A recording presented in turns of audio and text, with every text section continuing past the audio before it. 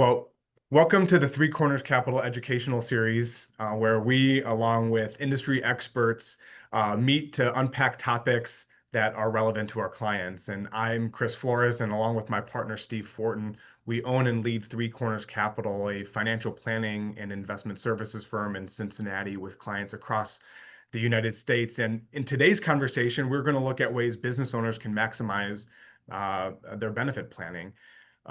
If I'm honest, over the years of working with business owners, many compartmentalize their financial planning in their business, and they don't recognize the links that exist to not only attract and retain talent, which is really important to grow a business, but the many ways that they can leverage their business benefit planning to impact their financial planning services. So I'm excited to have two tremendous experts join me today.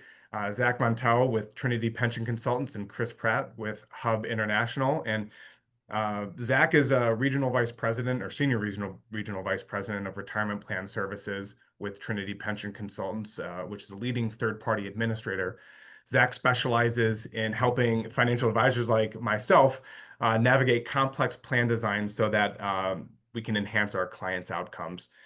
Chris serves as vice president of benefit consulting with Hub International, which is a leading North American brokerage firm providing everything from employee benefits, business and personal insurance products and services. Chris is nationally recognized in his work with coaching and consulting small businesses, and so we're excited to have both of you join us today.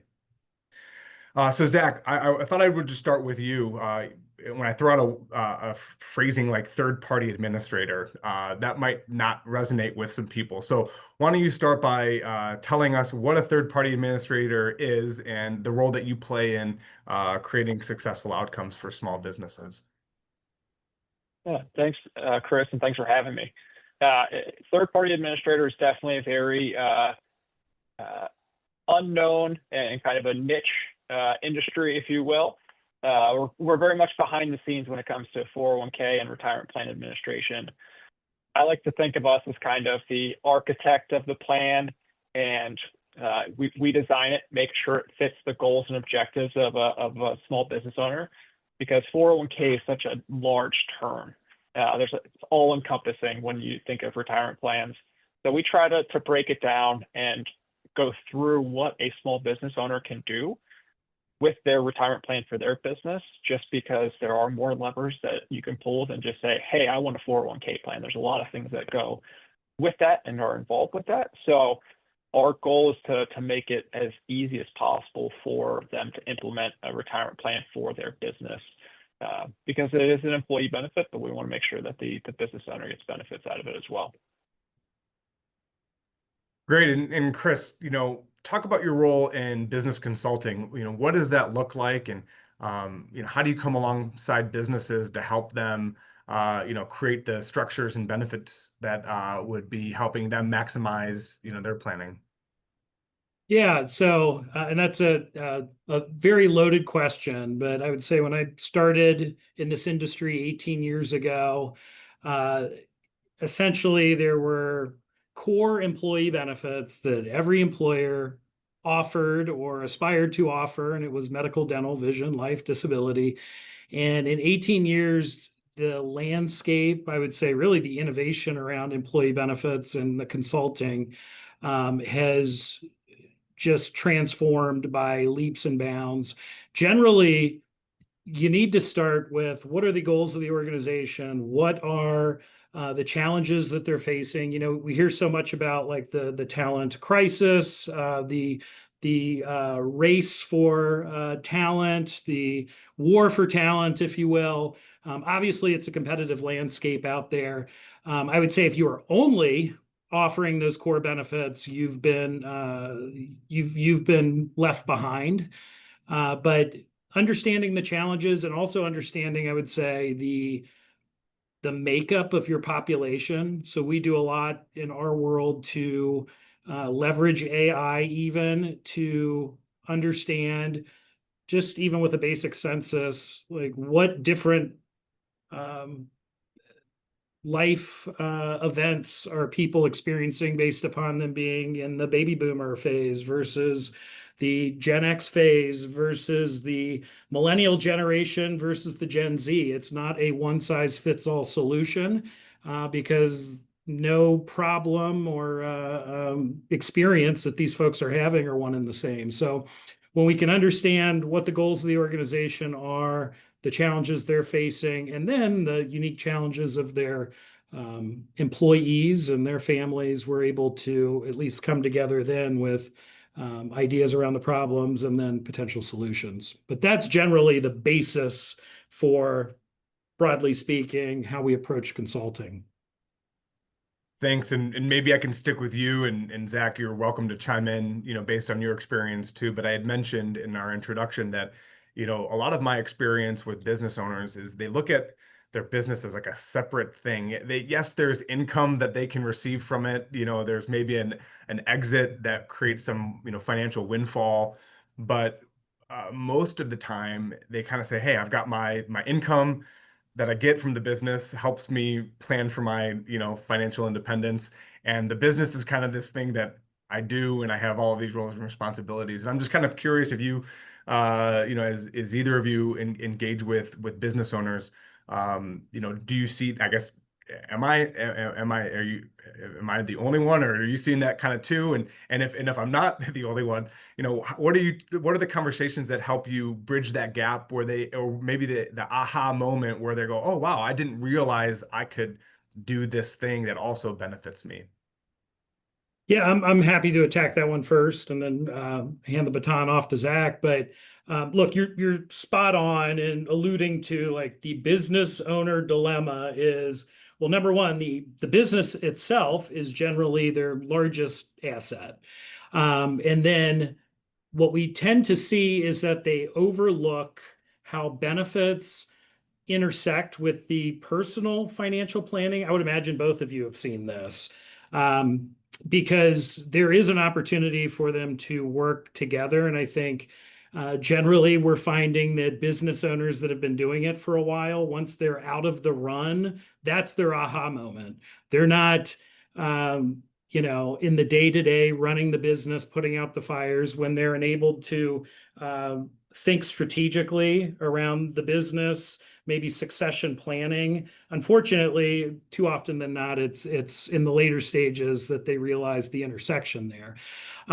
We're seeing that business owners are being more creative and utilizing tools like executive carve-out disability, defined benefit plans, even individual coverage HRAs to create tax-efficient personal benefits while also providing something meaningful to their staff. But I would say, like, the probably critical question that small business owners or business owners in general need to be asking themselves, because they're the ones signing the front of checks, and that takes stones to do that. They're the ones that are most at risk. So they do need to think about how they structure their benefits to first take care of themselves and then their team, while minimizing taxes and maximizing long-term benefits. We're seeing like long-term care has become popular again, whereas 25, 30 years ago it was super popular. Carriers got away from it because they were losing their bottoms. And now we're seeing creative ways that that's come back around. These are just some examples I've seen where business leaders are starting to, again, not only have the aha moment, but do certain things to position themselves for success later in life. Because again, the benefits do intersect with the long-term financial strategy. Yeah, and just to kind of piggyback that off of that, I think we hear about it all the time where, and I just had an example of this happen last week, just talking with a small business owner who just turned 70, started his business. He's very profitable. It's just a family-owned business. Started his business when he was back in high school. So he's been running for 50 years, doing the day-to-day grind. And he called his financial advisor and he's like, I've been putting all of my time, blood, sweat, tears into my business, and I don't have anything saved outside of my business. And it was just like an aha moment. He's like, my son's in his mid-40s. He's going to go down the same road I am when he takes over this business.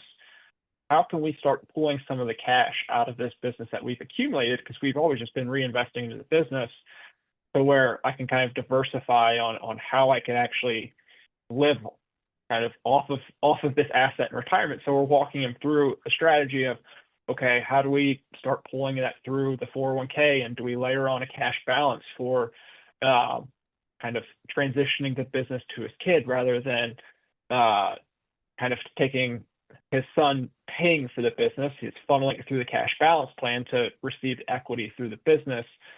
So just having conversations like that, there's just so many small business owners that, no matter what stage of life they started their business, it was just nose to the grindstone to get it up and running. And next thing you know, they're at a stage of life where they're like, to Chris's point, they're like, all right, I want to pull back the reins. I don't want to be doing this anymore.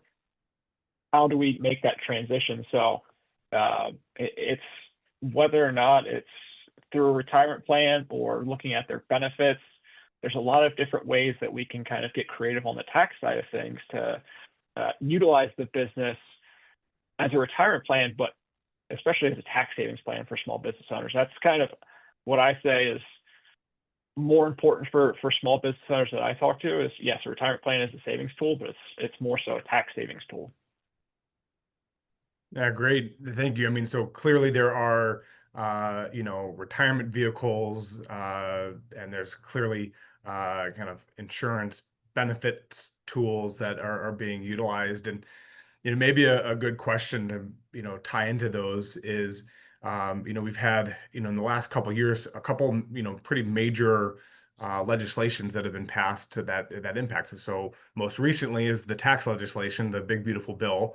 But Secure Act 2.0 was also passed, a couple years ago now. And so I'm curious, as you look at those two major things, and maybe there's others, but what conversations are you having now that may not have been the same even 5 years ago? Yeah, I think for the one big beautiful bill, I think everyone's still trying to digest it. Doesn't seem like there's going to Secure and Secure 2.0 from a retirement perspective were so kind of overarching, covers pretty much every aspect that we see. I don't think there's much that's going to affect the retirement industry in one big beautiful bill. But I think there's tea leaves within, especially Secure 2.0.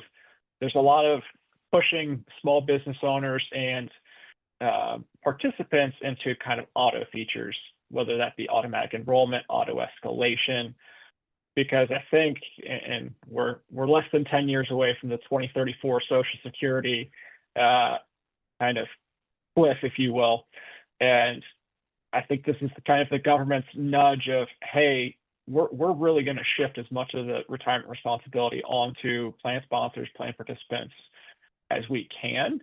And I think just with the unknown that's out there with Social Security, we're going to keep seeing pushes. I mean, right now, auto enrollments just only required on new 401k plans. I could see that by 2030 being required for all 401k plans. So that's what I've been telling small business owners that I've been talking to that don't have it in place, that likely in the next 5-10 years, you're going to have to add it.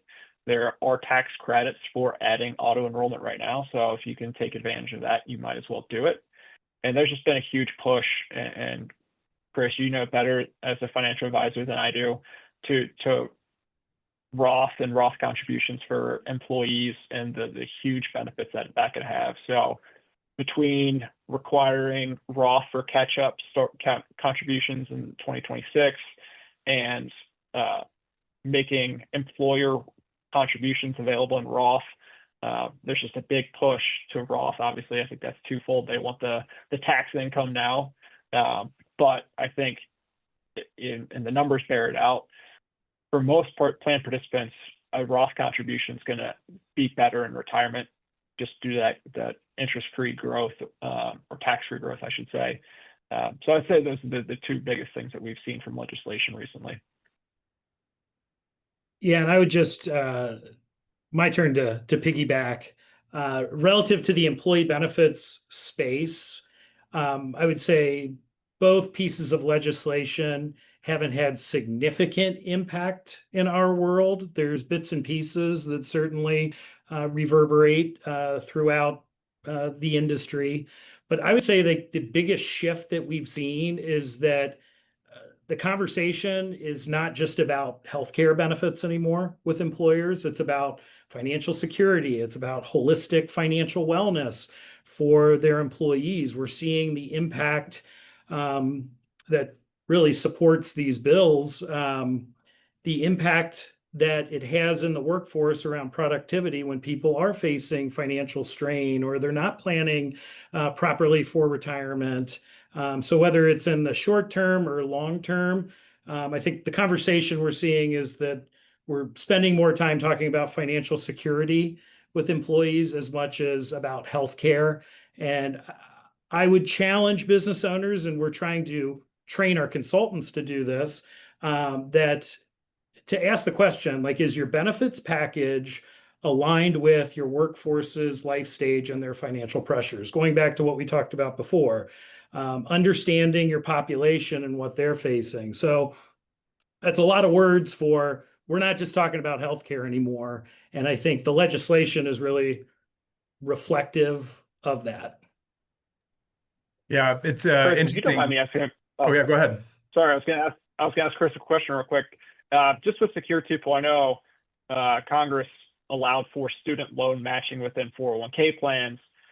It sounds great in kind of in your mind, but the actual practicality of, all right, how are we going to implement this has been difficult to navigate. Do you see many employers requesting that on your side, Chris?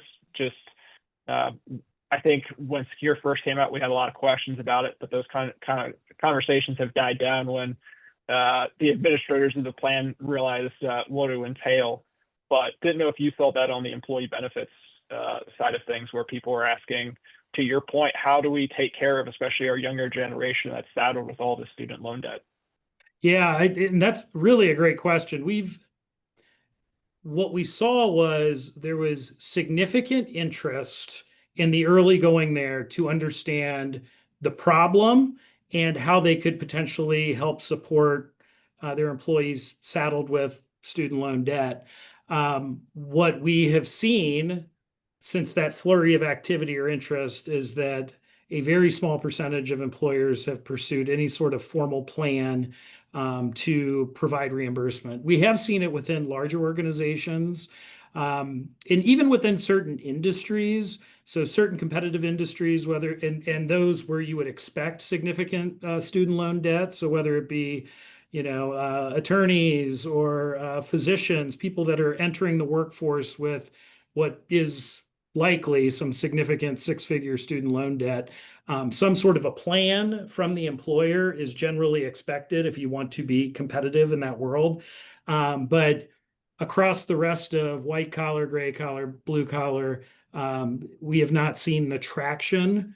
I mean, I would say it's certainly less than 10% of employers provide some sort of reimbursement stipend. And that's me pulling a number out of where. So. Yeah, it's interesting. I mean, one of the things that I hear in this discussion, this around these other benefits, but also just whether it's retirement plans, insurance, the role that a business plays in the financial success and the protection of the really the creation of a true kind of financial plan for people. And it's an interesting aside in that if you think about the role that business plays in human flourishing. Businesses provide opportunities for people to connect, which is an important part of kind of a theme to human flourishing. But, you look at statistics from not only the United States, but around the world, most people just want a good job. And the role that businesses can play to support an ecosystem. I mean, if you think about the wages that are paid to people, the taxes that are paid, the donations that are made, philanthropically. So the role that a business plays in this ecosystem and the opportunity we have to help people flourish, I think is a really unique way to look at it. And while for some people the responsibility of all of the benefits, doing all of the things can be, I mean, it can be a burden, it can be a cost, and all of these things that if you think about this from not even just from the common use of attract and retain talent, but if we really think about it from human flourishing, the role that a business plays, I think is pretty profound. We're coming up on time. I just want to ask maybe one other big question, and that's, Chris Pratt, you had alluded to it in kind of your opening remark, but the role that AI is playing in your industries, and if that's changing how you're engaging with businesses, how business benefits are being implemented in terms of better delivering product services to clients. I'm just curious how that's impacting your work. Yeah, look, I think we can all agree with this, but uh, it's certainly we're seeing it trickle into our industry and our work, but still very much in the early innings. And there's a lot of room for adoption, implementation of AI. I think we're finding every day inefficiencies that could be improved by AI. I think it's also important to call out, though, that, and I do feel strongly about this, and I'm not saying this from a place of being biased and trying to protect my job, but I don't believe that AI is going to replace consulting or HR, but I think it will replace in some ways those who don't adopt it, because there is still the need for human interaction. You alluded to that even before jumping into this question. But what we're seeing relative to AI in the employee benefits space is that employers are leveraging AI to understand their employee problems. Like when I talk about doing a workforce evaluation,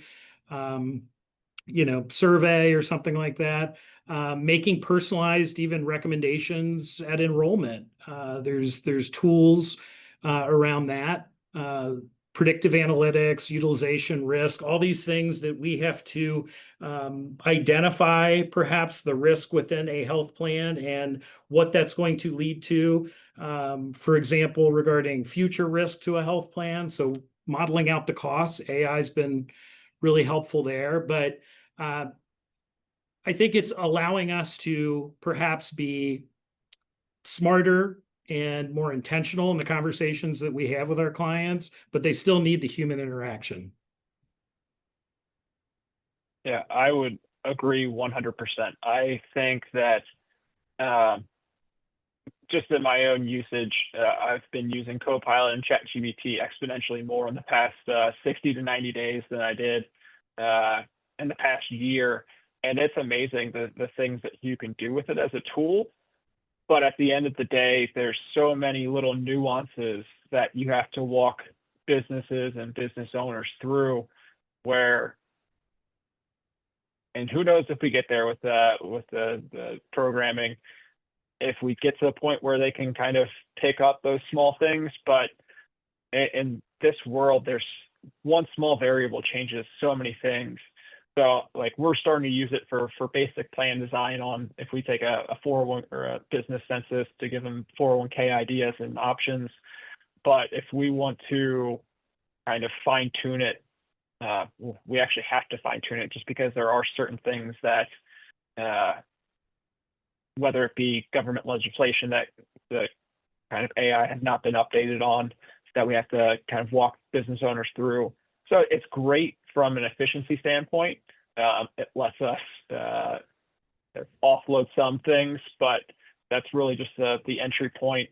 And we're still in very much a service world where a business owner especially is going to want that interaction to feel comfortable with it, just with it being so new. That's kind of what we've experienced